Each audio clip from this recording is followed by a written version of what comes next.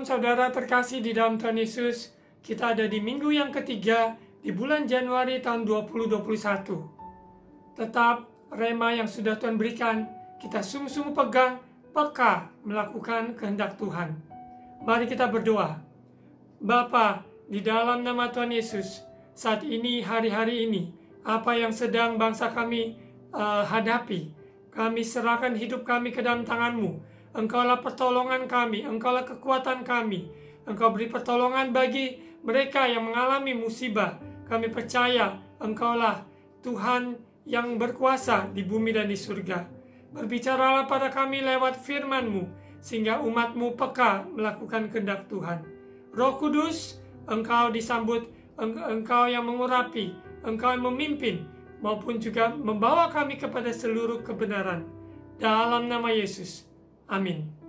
Saudara terkasih di dalam Tuhan Yesus, di tengah-tengah situasi kondisi yang ada, biarlah kita peka melakukan kehendak Tuhan. Selama 2 minggu kita sudah belajar bagaimana hidup kita supaya peka melakukan kehendak Tuhan. Minggu yang lalu disampaikan apa saja penghalang-penghalang seseorang tidak peka ataupun kurang peka melakukan kehendak Tuhan. Kita tahu bahwa kalau kita tidak menerima teguran firman Tuhan yang sudah disampaikan berulang-ulang, maka kita menjadi kebal dan tidak peka lagi, bahkan kurang peka. Untuk itu mari kita dengan hati yang terbuka mau meresponi setiap kebenaran firman, teguran-teguran nasihat dari firman Tuhan, supaya kita sungguh-sungguh perhatikan. Di mana penghalang yang ada adalah juga jalan kita sendiri, kehendak kita sendiri, kemauan kita sendiri, dan pikiran kita sendiri menjadi penghalang bagi seseorang tidak peka atau kurang peka. Untuk itu, biarlah kita belajar untuk mau menyerahkan hidup kita sepenuhnya mengikuti kehendak Tuhan, mengikuti rencananya, karena rancangan Tuhan selalu lebih baik dan jauh daripada rancangan kita. Kalau kita mau mengikuti rencananya, Dia bimbing kita masuk di dalam rencananya. Hal yang ketiga, penghalang di dalam hidup seseorang tidak peka atau kurang peka, yaitu debu dosa. Seringkali hal-hal yang kecil atau hal-hal yang kita toleransi, yang belum ada pemberesan, dan itu adalah menjadi penghalang bagi kita.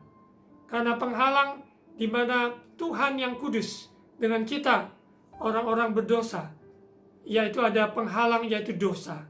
Namun Yesus datang menjembatani jurang pemisah itu, sehingga dosa kita diampuni. Kita sungguh-sungguh hidup di dalam kebenaran. Kita yakin percaya bahwa Dia tidak menuduh mendakwa kita, tapi Dia menghendaki supaya kita semua bertobat. Dia hendaki kita supaya terjadi perubahan. Itu yang Tuhan kehendaki. Untuk itu, biarlah penghalang-penghalang ini kita sungguh-sungguh bereskan di hadapan Tuhan. Dengan datang mengaku dosa kita. Percaya bahwa Tuhan setia dan adil untuk mengampuni kita dan memulihkan hidup kita. Karena Dia Bapa yang baik. Dia setia dan Dia adil. Anak Tuhan yang peka melakukan kehendak Tuhan, maka potensi hidupnya maksimal. Hidup kita menjadi berkat buat sekeliling, memberi dampak dimanapun kita berada. Dengan talenta, kesempatan, karunia yang sudah Tuhan percayakan bagi kita. Hidup kita ada damai sejahtera dan ada sukacita di tengah badai kehidupan yang ada. Kemenangan dan kelepasan menjadi bagian dalam hidup kita. Masalah masih ada, namun ada kekuatan, ada kemenangan, ada kelepasan untuk melewati semuanya. Peka melakukan kehendak Tuhan, rema yang sudah Tuhan berikan ini, di bagian yang ketiga pada hari ini dengan judul Kehendak Tuhan dalam hidup orang percaya. Sekali lagi saya membaca judul bagian ketiga, Kehendak Tuhan dalam hidup orang percaya. Yakobus pasal 1 ayat 22. Mari kita baca bersama. Yakobus pasal 1 ayat 22. Tetapi hendaklah kamu menjadi pelaku firman dan bukan hanya pendengar saja. Sebab jika tidak demikian, kamu menipu diri sendiri. Orang yang sangat rugi adalah orang yang menipu dirinya sendiri. Tuhan ingin kita semuanya diberkati, rohani maupun jasmani.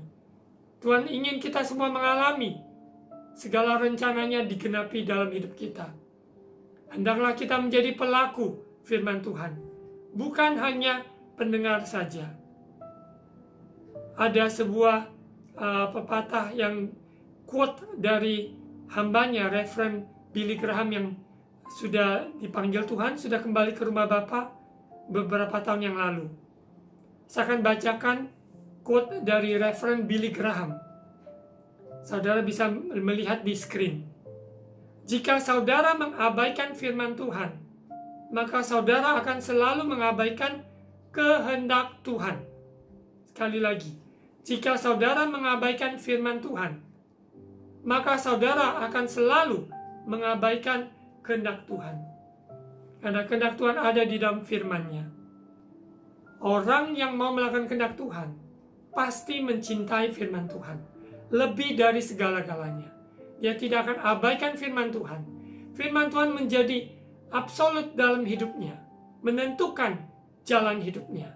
Kita tidak tahu persis apa yang akan terjadi di hari kemudian. Namun firman Tuhan, janji-janji Tuhan, itu yang kita pegang sungguh-sungguh. Kita tidak akan abaikan firman Tuhan yang telah diberikan pada kita. Karena setiap firman Tuhan menasehati, menegur, membimbing kita kepada seluruh kebenaran, dan firman Tuhan selalu ya dan amin. Untuk itu, rema yang kita sudah terima, baik pribadi kita maupun kelompok maupun pelayanan untuk keluarga kita, sungguh-sungguh kita pegang sungguh-sungguh ayat rema yang sudah kita terima. Mari kita buka di Roma pasal 12 ayat 2. Roma pasal 12 ayat 2. Apa sesungguhnya itu kehendak Tuhan? Janganlah kamu menjadi serupa dengan dunia ini, tetapi berubahlah oleh pembaharuan budimu, sehingga kamu dapat membedakan manakah kehendak Allah yang baik, yang berkenan kepada Allah, dan yang sempurna. Sekali lagi kita baca bersama. Roma 12 ayat 2. Janganlah kamu menjadi serupa dengan dunia ini, tetapi berubahlah oleh pembaharuan budimu, sehingga kamu dapat membedakan manakah kehendak Allah, apa yang baik, yang berkenan pada Allah, dan yang sempurna. Apa sesungguhnya itu kehendak Tuhan? Kalau kita ikuti jalan dunia, maka yang ada adalah pemikiran dunia. Namun kalau kita sungguh-sungguh mau mengerti, mengenal, dan melakukan kehendak Tuhan, firman Tuhan katakan harus terjadi perubahan pembaharuan budi, sehingga kita bisa bedakan manakah kehendak Allah. Ciri khas kehendak Allah adalah apa yang baik. Di dalam hidup ini, sesungguhnya kebaikan Tuhan demi kebaikan Tuhan dalam hidup kita membawa kita sungguh-sungguh mengalami pertobatan yang sejati. Apa yang baik, kemurahan Tuhan, kebaikannya yang sudah kita terima, dengan tujuan supaya kita sungguh-sungguh bertobat. Ada perubahan cara pikir kita, ada perubahan ucapan, perkataan kita, kehidupan kita sungguh-sungguh memberkati orang-orang sekitar kita. Roma pasal 2 ayat 4. Maukah engkau menganggap sepi kekayaan kemurahannya, kesabarannya, dan kelapangan hatinya? Tidakkah engkau tahu bahwa maksud kemurahan Allah ialah menuntun engkau kepada pertobatan? Kehendak Allah selalu berujung kepada pertobatan. Tuhan baik, amin. Kebaikannya menuntun kita kepada pertobatan. Sebagai umat percaya, kita sungguh-sungguh setiap hari diubahkan oleh firman-Nya, pembaruan pikiran kita, kehidupan kita, harus terjadi perubahan. Berapa tahun yang lalu kita ikut Tuhan, 10 tahun, 20 tahun, 30 tahun, kita terus terjadi perubahan, menjadi serupa dengan Kristus. Jadi kehendak Allah yang sesungguhnya adalah kebaikannya menuntun kita kepada pertobatan. Kalau Tuhan masih memberikan kita kemurahan-Nya sampai hari ini, kita ada sebagaimana ada, biarlah kita terjadi perubahan. Perubahan yang sungguh-sungguh memuliakan nama Tuhan. Yang dahulunya kita berbuat sesuatu mengikuti kehendak kita, namun sekarang kita mau mengikuti kehendak Tuhan. Kebaikannya menuntun kita kepada pertobatan. Ada pertobatan di mulut, pertobatan di pikiran, pertobatan di perbuatan hidup kita.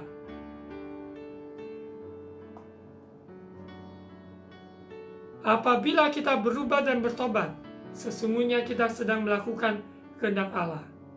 Segala sesuatu dapat terjadi ketika seseorang bertobat, karena Tuhan menghendaki itu.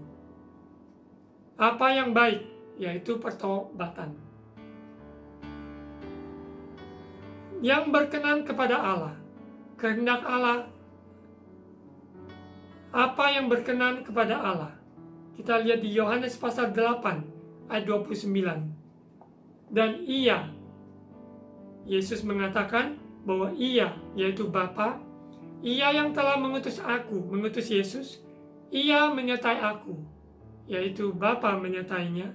Ia tidak membiarkan aku sendiri, sebab aku senantiasa berbuat apa yang berkenan kepadanya. Sesungguhnya, apa yang berkenan kepadanya? Segala sesuatu yang menyenangkan hati Bapa surgawi.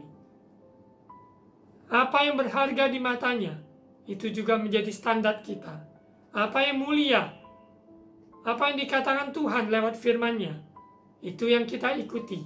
Kita lakukan dengan sepenuh hati, karena itu yang berkenan kepada Allah. Yesus selama perjalanannya di bumi, dengan waktu yang singkat, Dia selalu berbuat apa yang berkenan kepada Bapa surgawi. Apa yang Yesus lakukan? Dia mengasihi orang berdosa. Dia menjumpai satu orang demi satu orang.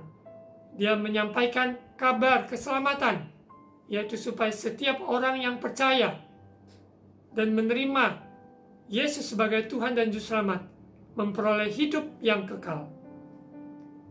Di mana Yesus menyembuhkan yang sakit. Yesus, Dia melepaskan orang dari jerat kuasa-kuasa kegelapan, iblis. Dia yang berkuasa untuk menyembuhkan, memulihkan, dan melepaskan yang terikat. Apa yang berkenan pada Allah, itu pun juga yang kita akan lakukan. Tadi poin yang pertama, apa sesungguhnya kehendak Allah? Yaitu yang baik, yaitu pertobatan. Yang berkenan pada Allah, yaitu melakukan perintah-perintahnya. Yang ketiga, dan yang sempurna. Kesempurnaan hanya ditemukan di dalam Kristus Yesus. Secara nyata, kita sebagai manusia mempunyai kekurangan, kelemahan, dan kelalaian. Namun apabila kita hidup di dalam Kristus, kita adalah ciptaan baru.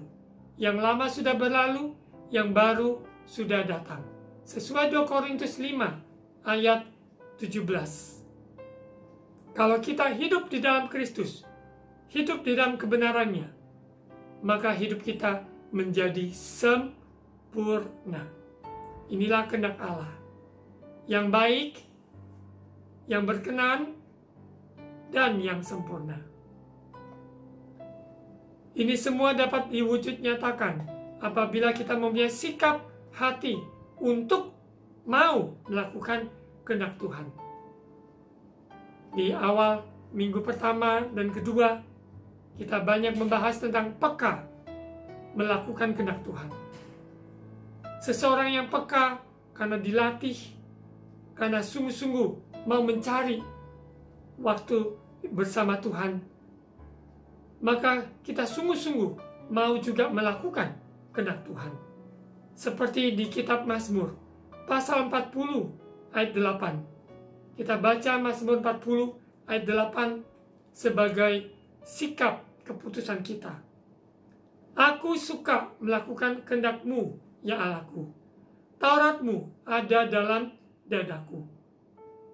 Apabila ini adalah menjadi keputusan kita, kerinduan kita untuk suka melakukan kehendak Tuhan, Taurat Tuhan ada di dalam dada kita, hidup kita, maka sesungguhnya kita tahu Roh Kudus turut bekerja. Roh Kudus peranannya sangat penting dalam hidup orang percaya untuk melakukan kehendak Tuhan. Kita lihat di Yohanes pasal 16 ayat 8. Peran Roh Kudus memampukan kita untuk peka melakukan kehendak Tuhan. Yohanes 16 ayat 8. Dan kalau Ia datang, yaitu Roh Kudus, Ia akan menginsafkan dunia akan dosa, kebenaran, dan penghakiman. Ayat 9, akan dosa karena mereka tetap tidak percaya kepadaku. Ayat 10, akan kebenaran karena aku pergi kepada Bapa dan kamu tidak melihat aku lagi. Ayat 11, akan penghakiman karena penguasa dunia ini telah dihukum. Saudara terkasih dalam Tuhan Yesus, kita yang sudah menerima Yesus sebagai Tuhan dan Juru Selamat, Roh Kudus ada di dalam hidup orang percaya. Roh Kudus berkarya dan bekerja, menolong kita, memampukan kita untuk peka melakukan kehendak Tuhan. Kita undang Roh Kudus setiap hari untuk berkarya bekerja, karena Roh Kudus datang menginsafkan kita akan dosa. Kita tidak bisa sadar akan dosa dengan kekuatan kita sendiri. Hanya Roh Kudus, pertolongan Roh Kudus menginsafkan kita bahwa jalan yang kita tempuh sudah keliru. Jalan yang kita ambil tidak sesuai dengan rencananya. Roh Kuduslah yang menginsafkan kita. Apabila kita membuka hati, izinkan Dia berkarya. Dan Roh Kudus juga membawa kita kepada seluruh kebenaran. Karena Roh Kudus memimpin kita kepada seluruh kebenaran yang kita sendiri awalnya tidak mengerti. Namun Dia memampukan kita untuk mengerti, untuk percaya kepada setiap kebenaran firman Tuhan. Karena apa yang kita anggap benar, belum tentu benar. Tetapi Roh Kudus menolong kita, membawa kita kepada seluruh kebenaran firman Tuhan. Dan Roh Kudus juga, Ia menyatakan pada kita tentang adanya penghakiman. Hidup di dalam dunia ini sementara. Namun hidup kekal bersama Yesus, hidup kekal selamanya di surga. Namun kalau kita tidak percaya, maka yang ada adalah hukuman kekal, kebinasaan.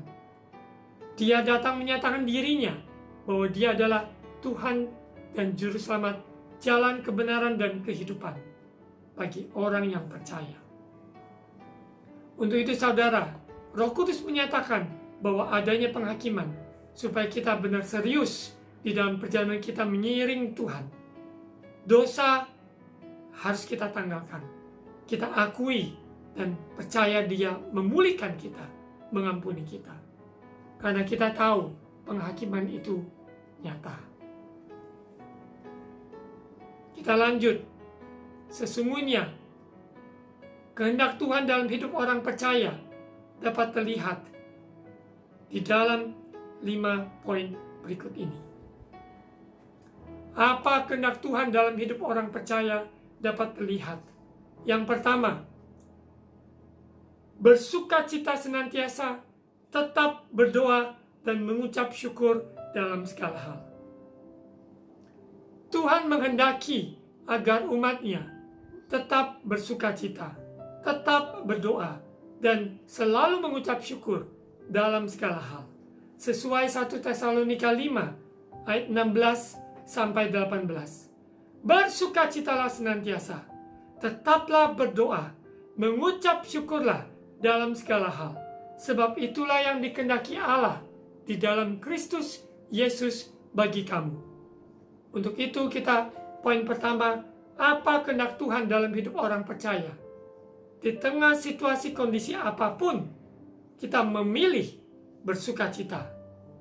Kita tetap berdoa. Kita yakin percaya, doa bukan mengubah Tuhan, tapi doa mengubah hidup kita untuk melaraskan diri dengan rencana Tuhan. Di dalam segala hal, kita memilih mengucap syukur karena Tuhan baik dalam setiap saat. Apapun yang kita alami, mungkin kurang baik. Namun, apabila kita mengucap syukur, maka yang ada adalah mukjizat, pintu yang terbuka, ada keperkenanan Tuhan, ada rencana-rencana yang terbuka bagi kita. Orang yang tahu mengucap syukur selalu mengundang berkat Tuhan. Poin yang kedua, mempercayai Tuhan dalam segala situasi. Kehendak Tuhan dalam hidup orang percaya agar kita mempercayainya dalam segala hal. Di dalam keputusan yang kita ambil setiap hari, apakah tentang pendidikan anak kita, karier, pekerjaan, bahkan dalam pelayanan, yang harus kita ambil keputusan, melangkah, melakukan apa yang Tuhan kehendaki. Poin yang kedua ini sangat penting. Yang Tuhan kehendaki adalah mempercayai Tuhan. Sekalipun situasi tidak mendukung, sekalipun kondisi tidak di pihak kita, namun Dia menyertai kita. Yang penting adalah penyertaan Tuhan dalam hidup orang percaya. Kita percaya bahwa Dia ada beserta kita. Kita di dalam perjalanan ini belum ending. Kita belum lihat kesudahannya seperti apa. Namun di dalam proses perjalanan, kita mempercayai Tuhan di dalam setiap musim kehidupan kita. Apabila ada doa-doa yang belum dijawab, jangan putus asa. Tetaplah percaya. Tetaplah berdoa. Tetaplah melangkah. Karena kita tahu yang Tuhan kehendaki adalah mempercayainya. Untuk hasilnya, otomatis apapun yang ada hasil itu, pasti itu memuliakan Tuhan. Dan itu memberkati kita. Karena Allah turut bekerja untuk mendatangkan kebaikan bagi orang-orang yang mengasihi Tuhan.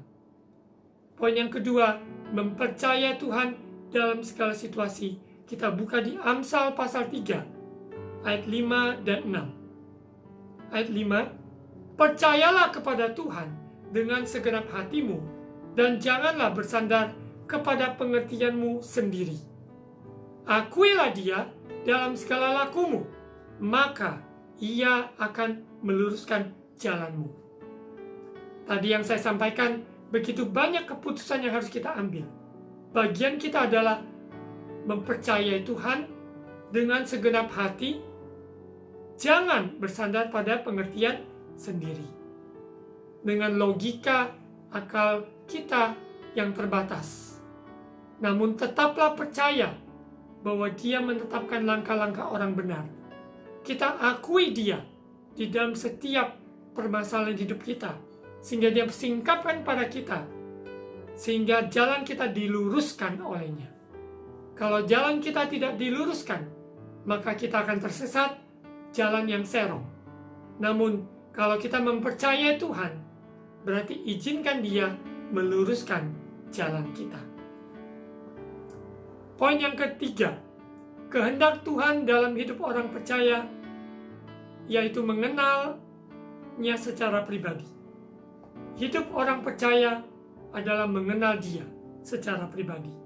Kita buka di Filipi pasal 3, ayat 10 dan 11. Filipi pasal 3 ayat 10, Yang kukendaki ialah mengenal Dia dan kuasa kebangkitannya, dan persekutuan dalam penderitaannya, di mana aku menjadi serupa dengan Dia dalam kematiannya, supaya aku akhirnya beroleh kebangkitan di antara orang mati. Kita sungguh-sungguh mengenal karya Kristus di atas kayu salib. Penebusannya tuntas, pengorbanannya sempurna, dan kuasa kebangkitan yang membangkitkan Yesus 2000 tahun yang lalu juga kita alami. Kita mengenal Dia secara pribadi, bahwa Dia tidak pernah meninggalkan kita ataupun membiarkan kita jalan sendiri. Kalau kita sungguh mengenal bahwa Dia, Allah itu kasih, Allah itu adil, Allah itu penuh kuasa, Allah itu dahsyat, Allah Yehova Jireh, penyedia, Allah Yehova Rafa, Dia penyembuh. Untuk itu kalau kita sungguh mengenal Dia, kita tidak bimbang, tidak khawatir, tidak takut menghadapi kehidupan kenyataan yang kita hadapi. Karena kita mengenal Dia. Itulah kehendak Tuhan dalam hidup orang percaya. Yang keempat, kehendak Tuhan dalam hidup orang percaya, yaitu menaati perintah-perintahnya. Taat bukan sebuah kata yang mudah. Seorang anak kecil, dari pertumbuhannya, orang tua mengajar, mendidik, mendisiplin anak-anak supaya mereka belajar taat kepada apa yang sudah disampaikan di dalam rumah. Guru-guru mengajarkan pada murid-murid untuk belajar taat kepada aturan-aturan yang sudah disampaikan, supaya setiap murid berhasil di dalam pendidikan mereka. Maupun di dalam pemerintah, kota, dan desa, wilayah, selalu ada koridor, ada sebuah batasan-batasan. Apa yang boleh, apa yang tidak boleh. Tapi kita belajar untuk menaati dari hal-hal yang kecil. Kita lihat di 1 Samuel pasal 15 ayat 22. Tetapi jawab Samuel, apakah Tuhan itu berkenan kepada korban bakaran dan korban sembelihan, sama seperti kepada mendengarkan suara Tuhan? Sesungguhnya mendengarkan lebih baik daripada korban sembelihan, memperhatikan lebih baik daripada lemak domba-domba jantan. Ini adalah perikop di mana Nabi Samuel menegur Raja Saul, Raja Israel yang pertama. Karena Raja Saul awalnya dimulai dengan baik, tapi di dalam perjalanannya, keangkuhannya, kesombongan, iri hati, dengki terhadap Daud maupun hidupnya, dia memilih untuk tidak mendengarkan suara Tuhan. Dan dia bawa korban, dia menganggap korbannya berharga di mata Tuhan. Tetapi sesungguhnya yang Tuhan kehendaki adalah menaati perintah-perintahnya. Apa yang Tuhan suruh, perintah-perintahnya ada di dalam firman Tuhan. Ampunilah, kita mengampuni. Kasihilah, kita mengasihi. Melayani, kita melayani. Jangan padamkan roh, kita lakukan dengan sungguh-sungguh, menyala-nyala mencari Tuhan. Seseorang yang mau menaati perintah-perintah Tuhan, sesungguhnya dia sedang melakukan kehendak Tuhan. Filipi pasal 2 ayat 8. Yesus memberi contoh teladan selama di muka bumi ini. Kehidupannya dia melakukan kehendak Tuhan. Bahkan dia taat sampai mati di atas kayu salib. Filipi pasal 2 ayat 8. Dan dalam keadaan sebagai manusia, ia, yaitu Yesus, telah merendahkan dirinya dan taat sampai mati. Bahkan sampai mati di kayu salib. Yesus 100% Allah, Yesus 100% manusia. Ketika dia di bumi, dia mengambil rupa seorang manusia. Dia memberi contoh kepada kita bagaimana kita seorang manusia dapat melakukan, mentaati kehendak Bapa, yaitu merendahkan diri, taat sampai mati, bahkan sampai mati di kayu salib. seberapa kita belajar taat dari kecil sampai sekarang kita dewasa. Kita belajar taat karena ketaatan itulah adalah kehendak Tuhan. Ketaatan dalam melakukan firman Tuhan. Ketaatan baik juga di dalam keluarga maupun juga di dalam pekerjaan komunitas di mana kita berada. Kota dan bangsa di mana kita berada. Kita menghormati, mentaati apa yang sudah digariskan di tempat kita masing-masing. Segala sesuatu di bawah kolong langit ini, kita yang percaya pada Yesus, kita memilih untuk taat pada perintah-perintahnya, maka kita adalah orang yang paling berbahagia. Poin yang kelima, kehendak Tuhan dalam hidup orang percaya. Poin yang kelima, agar kita berbuah-buah. Agar kita berbuah-buah. Yohanes pasal 15 ayat 16. Bukan kamu yang memilih aku, tetapi akulah yang memilih kamu. Dan aku telah menetapkan kamu supaya kamu pergi dan menghasilkan buah. Dan buahmu itu tetap, supaya apa yang kamu minta kepada Bapa dalam namaku, diberikannya kepadamu. Ayat 17, inilah perintahku kepadamu, kasihilah seorang akan yang lain. Yohanes 15 ayat 16. Ingat, bukan kita yang memilih Tuhan, tapi Tuhan sudah memilih kita. Dan Dia menetapkan kita supaya kita pergi di mana kita berada, menghasilkan buah. Dan buah itu tetap dapat dinikmati, sehingga apa yang kita minta kepada Bapa dalam nama Yesus diberikannya pada kita. Saudara terkasih dalam Tuhan Yesus, kita hidup bukan hanya asal hidup lewati waktu demi waktu, tapi kita hidup dengan tujuan, hidup untuk melakukan kehendak Tuhan, yaitu berbuah. Berbuah dalam pertobatan kita, buah di dalam pelayanan kita, buah di dalam karunia-karunia, yaitu maupun buah roh yang dihasilkan lewat proses kehidupan kita. Mari kita buka di Galatia pasal 5 ayat 22 dan 23. Galatia pasal 5, sehingga kehidupan kita berbuah-buah, orang-orang sekitar kita dapat menikmatinya. Buah-buah roh itu, mari kita baca di Galatia pasal 5 ayat 22. Tetapi buah roh ialah kasih, sukacita, damai sejahtera, kesabaran, kemurahan, kebaikan, kesetiaan, ayat 23, kelemah lembutan, penguasaan diri. Tidak ada hukuman yang menentang hal-hal itu. Di mana dalam buah roh, proses perjalanan hidup kita melakukan kehendak Tuhan ini, maka kita juga akan menjadi berkat buat sesama kita. Saya mengulang kembali sebelum saya doa untuk kebenaran firman Tuhan ini. Kehendak Tuhan dalam hidup orang percaya, yang pertama adalah bersukacita, senantiasa tetaplah berdoa dan mengucap syukur dalam segala hal. Kita tahu tidak mudah, karena kita mengalami pergumulan yang berat. Sulit bagi kita bersukacita, sulit bagi kita tetap berdoa, sulit bagi kita mengucap syukur. Namun, ini adalah kehendak Tuhan. Pilihannya adalah di kita. Apabila kita mau bersukacita, tetap berdoa dan mengucap syukur, maka kita akan lihat kita sedang melakukan kehendak Tuhan.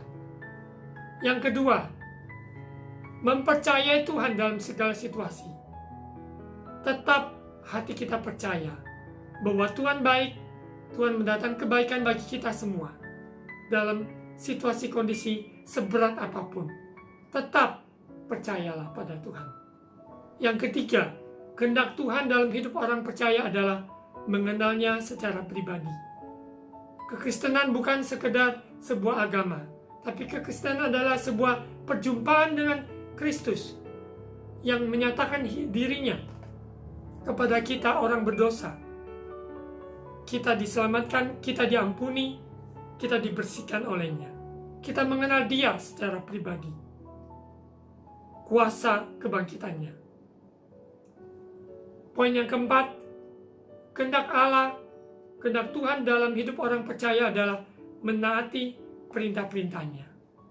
Seperti yang tadi saya ungkapkan, quote dari Billy Graham. Seseorang yang mengabaikan firman Tuhan, sesungguhnya dia mengabaikan kehendak Tuhan. Karena kehendak Tuhan ada di dalam firman-Nya. Poin yang terakhir, yaitu berbuah. Kehendak Tuhan dalam hidup orang percaya, supaya kita pergi dan berbuah. Mari saudara terkasih dalam Tuhan Yesus, di minggu yang ketiga ini, dan sepanjang tahun 2021 ini, seumur hidup kita mau peka melakukan kehendak Tuhan. Mari kita berdoa. Bapa, di dalam nama Tuhan Yesus, terima kasih atas kebenaran firman-Mu. Materaikan ya Roh Kudus, ajari kami kebenaran firman-Mu. Roh Kudus tolong kami, supaya kami peka melakukan kehendak Tuhan. Kami mau tetap bersyukur, berdoa, bersukacita, mempercayai Tuhan dalam kehidupan kami, mentaati perintah-perintah-Mu. Ajari kami Bapa, supaya kehidupan kami menghasilkan buah-buah yang memuliakan Engkau. Inilah kehendak Tuhan dalam hidup kami.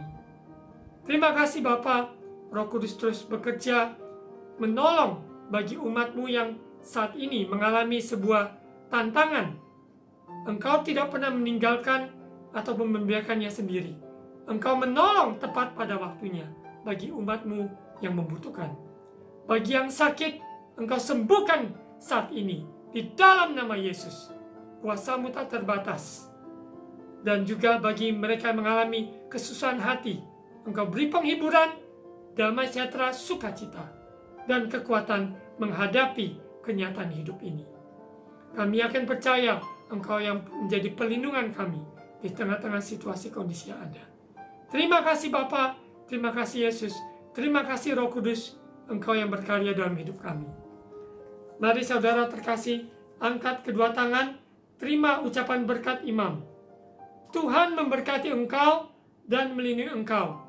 Tuhan menyinari engkau dengan wajah-Nya dan memberi engkau kasih karunia. Tuhan menghadapkan wajah-Nya kepadamu dan memberi engkau damai sejahtera. Mari saudara terkasih dalam Tuhan Yesus, terimalah berkat kasih karunia Allah Bapa, cinta kasih dari Tuhan Yesus yang sempurna, persekutuan dan Allah Roh Kudus menyertai kita sekarang, sampai Maranatha, Yesus menjemput kita di awan-awan. Di dalam nama Tuhan Yesus, semua yang sudah terima berkat Tuhan katakan, Amin.